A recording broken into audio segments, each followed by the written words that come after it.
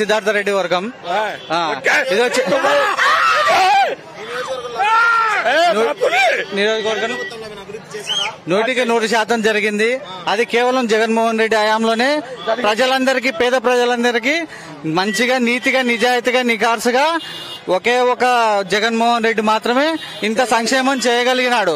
అది ఏ విధమైనటువంటి సంక్షేమం అంటే ఏ ఒక్క పేదవాడిని కదిలించినా గానీ జగన్మోహన్ రెడ్డి మా కుటుంబానికి ఖచ్చితంగా 100% పాలు చేసినాడని చెప్పి రాబోయే రోజుల్లో మేము వేసేది జగన్ కే, మా బొట్టన వేలు పోయేది ఫ్యాన్ గుర్తు మిట్టికే.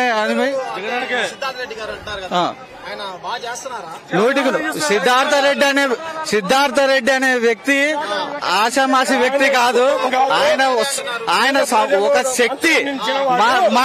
అట్లాంటి వ్యక్తి మా నియోజకవర్గంలో దొరకడం మాకు చాలా మేము చేసుకున్న అదృష్టం. ఆయనను చూసే మేము రాజకీయాల్లోకి రావడం జరిగింది. ఆయన మాటల ద్వారానే మేము అంతో ఇంతో మాట్లాడడం, కొంత ప్రజల్లో మాకంటూ కొంచెం గుర్తింపు సాధించుకోవడం జరిగింది.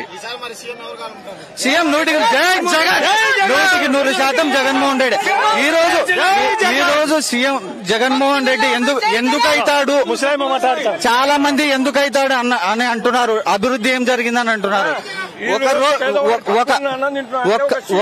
ఒకటి చెప్తున్నా, మనం ఒక విలేజ్ కి వెళ్లి ఒక రోడ్డు వెంట వెళ్తే నీకు అభివృద్ధి చెందిన రైతు భరోసా కేంద్రం అయితేనేమి, సచివాలయ వ్యవస్థ అయితేనేమి, మన హెల్త్ సెంటర్లు అయితేనేమి ప్రతి ఊరికి వచ్చినాయి.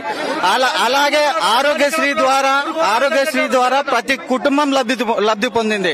ఆసరా ద్వారా ఎంతో మంది పేద మహిళలు వాళ్ళ కుటుంబాలను నడుపుకుంటున్నారు. ఈ రోజు నాడు నేడు అనే పథకం ద్వారా స్కూళ్లు చాలా విపరీతమైన అభివృద్ధి చెంది పిల్లలకి ఇంగ్లీష్ మీడియము, జగనన్న గోరుముద్ద ద్వారా మన ఇంట్లో కూడా మనం అంత మంచి ఫుడ్ పెట్టుకోలేము. అలాంటి ఫుడ్ ను మన పిల్లలకు మన జగన్మోహన్ రెడ్డి అన్న అందిస్తున్నాడు. అలాగే ఇలాంటి సంక్షేమ పాలన ఇంకా ఎన్ని రోజుల్లో మనకు కావాలి. కాబట్టి రాబోయే రోజుల్లో జగన్మోహన్ రెడ్డి అనే వ్యక్తికి మనం ఓటు వేసుకుంటేనే మనకు సాధ్యపడుతుంది ఇలాంటి అభివృద్ధి అనేది. మాకు సంతోషం అనిపిస్తుంది. ఈ రోజు మేమంతా సిద్ధం అనే సభకు కొన్ని లక్షల మంది హాజరవుతున్నారు. ఎంతో మంది పేద ప్రజలు గాని, ముసలి వాళ్ళు గాని ఈ రోజు ఎందుకు హాజరవుతున్నారంటే కేవలం జగన్మోహన్ రెడ్డి అన్న మీద ఉన్న అభిమానము, ఆయన చేస్తున్న సంక్షేమ పాలన వల్లనే ఈ రోజు ఇంతమంది ప్రజానికంలో ఆయన అభిమానాన్ని సంపాదించుకోవడం జరిగింది. Please subscribe .news.